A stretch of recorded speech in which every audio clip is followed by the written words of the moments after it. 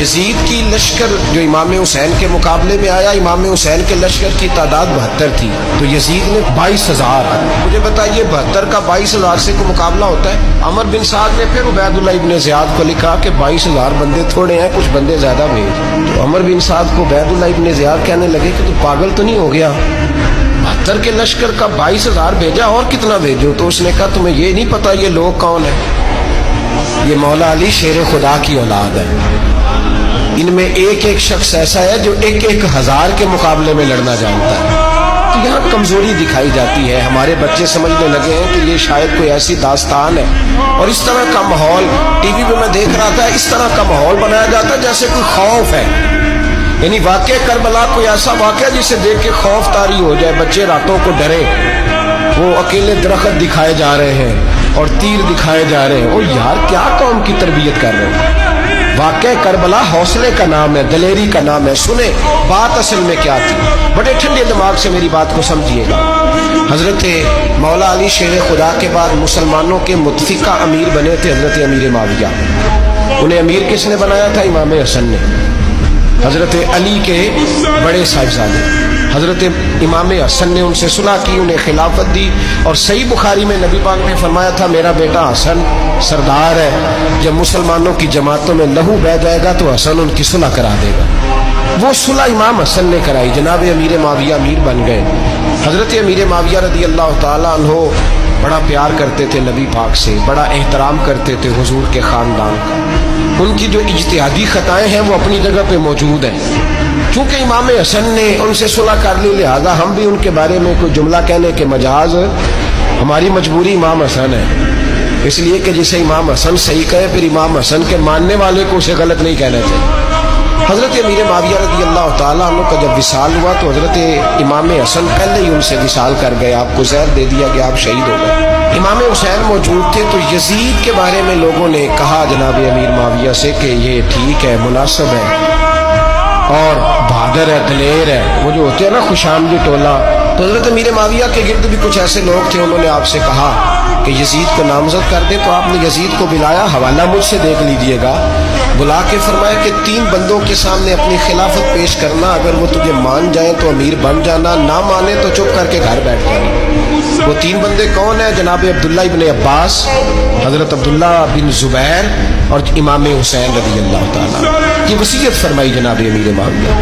حضرت علی شیر خدا کہتے ہیں بھوک لگ گئی تھی، بھوک بڑی لگ گئی اور حالات غربت کے تھے، آزمائش تھی. تو فرماتے ہیں کہ میں نے سوچا مزدوری نہ کر لیں. ہم کیا کرتے ہیں، جو زیادہ غریب ہے وہ مانگ لیتا ہے، جو درمیانے طبقہ ہے کا وہ ادھار لے لیتا ہے. حضرت مولا علی نے کیا فرمایا؟ فرمایا مزدوری نہ کر لیں، چونکہ حالات کچھ اور تھے. حضرت مولا کائنات شیر خدا کرم اللہ تعالی وجہ الکریم فرماتے ہیں، یہ سادگی دیکھیں. آپ فرماتے ہیں میں مزدوری ڈھونڈنے نکلا. کیوں نہیں ملتی ہمارے جوانوں کو مزدوری؟ کیوں کہانیاں سناتے ہیں؟ حضرت علی کہتے ہیں میں ڈھونڈنے نکلا. ایک عورت کو میں نے دیکھا کہ اس نے کچھ مٹی نکال کے رکھی ہوئی ہے، تو اسے تر کرنا چاہتی ہے. پرانے زمانے میں مٹی میں پانی ڈال کے اسی سے لوگ کام لیتے تھے، اسی سے دیواریں بن جاتی تھی. ہم گارا کہتے ہیں اپنی زبان میں. تو وہ گارا بنانا چاہتی ہے لیکن پانی نہیں نکل رہا اس سے نا. اس نے کنویں سے پانی نکالنا، نکل نہیں رہا. تو حضرت مولا علی شیر خدا کرم اللہ تعالی وجہ الکریم فرمانے لگے میں نے اس بی بی سے کہا کہ میں پانی نکال دوں، مزدوری دو گی؟ اس نے کہا میں بھی مزدوری تلاش کر رہی تھی. ایک پانی کا ڈول آپ نکالیں گے اور مٹی پہ ڈالیں گے تو ایک کھجور دوں گی. حضرت علی فرماتے ہیں گرمی بڑی سخت تھی، میں نے 16 ڈول پانی کے نکالے، 16 برتن بھر کے پانی نکالا اور اس مٹی پہ ڈالا. پھر میں ہاتھ دھو کے آیا اور اس خاتون کے پاس بیٹھا تو اس نے مجھے او مزدورو کمزور پڑتے ہو، پیچھے پیچھے ہو کے بیٹھتے ہو، خیال بناتے ہو کہ ہم کوئی کمزور لوگ ہیں. یہ دیکھو میں کن کی بات کر رہا ہوں، جن کا پیار ایمان ہے، جن کی محبت ایمان ہے. حضرت مولا علی شیر خدا تمہیں سبق دے رہے ہیں کہ حکمت، دانائی، بہادری اور پھر سادگی. مجھ سے کئی دفعہ لوگ پوچھتے ہیں آپ کے والد صاحب، تو میں نے کبھی جھجک کے نہیں بتایا. نہیں، میرے ابا پروفیسر نہیں تھے، میرے ابا پیر نہیں تھے، میرے والد صاحب جو تھے وہ عالم نہیں تھے، لیکن مجھے فخر ہے جب ان کا انتقال ہوا اور میں انہیں غسل دے رہا تھا تو اس وقت بھی ان کے ہاتھوں پہ چھالے تھے، اس لیے کہ وہ مزدور تھے، وہ محنت کرتے تھے. انہوں نے جیبیں کاٹ کے روٹی نہیں کھائی، انہوں نے ہمیں جو کما کے کھلایا ہے وہ محنت اور مزدوری کا ہے. میں ناز سے کہا کرتا ہوں الحمدللہ میں کسان کا بیٹا ہوں، میں اس کا بیٹا ہوں جو دھرتی کا سینہ چیر کے اناج اگاتے تھے. اور میں نے دیکھا ہے کہ جب بڑولے میں میری اماں گندم بھرنے لگتی تو میرے والد صاحب فرماتے تیاں تیانیاں دا حصہ بھی کٹ لئی، غریباں دا بھی کٹ لئی، فلاں دا بھی، تے فلاں آدمی دی گندم عید کی تھوڑی ہوئی ہے، وہ 2 بوریاں ادھر بھی بھیجنی ہے. تو وہ جو غریبی کی سخاوت تھی اور وہ جو سادگی کی سخاوت تھی، اس کے اندر جو رانائی تھی اور اس کے اندر جو جذبہ اور شوق تھا، مزدور کا بیٹا پیچھے پیچھے جاتا ہے اور وہ گھبرا کے زندگی گزارتا ہے. تمہیں تو سر اٹھا کے جینا چاہیے. اس لیے کہ حضرت مولا علی شیر خدا کہتے ہیں میں مزدوری کر کے کھجوریں کما کے لایا، اور لا کے نہ تو میں نے اکیلے نہیں کھائی، وہ کیونکہ قحط کا دور تھا، حالات اور تھے. فرماتے ہیں لا کے حضور کو پیش کی. میں نے کہا حضور یہ کھجوریں ہیں. تو کریم نے پوچھا کہاں سے آئی ہیں؟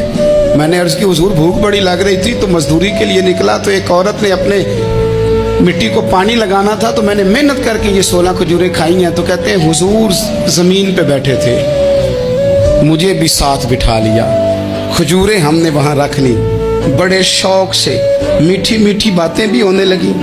یہ تو جو لوگ روز کھاتے ہیں نا گوشت، وہ تو نخرے کرتے ہیں، کہتے ہیں وہ جناب یہ ذرا یہ چیز مجھے ہضم نہیں ہوتی، کولیسٹرول ہے فلان، پیچھے لے جاؤ پیچھے.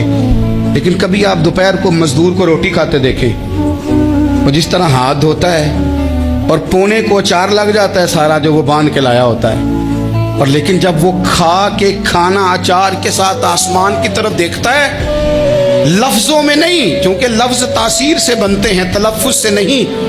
اہل دل آج بھی ہیں اہل زباں سے آگے.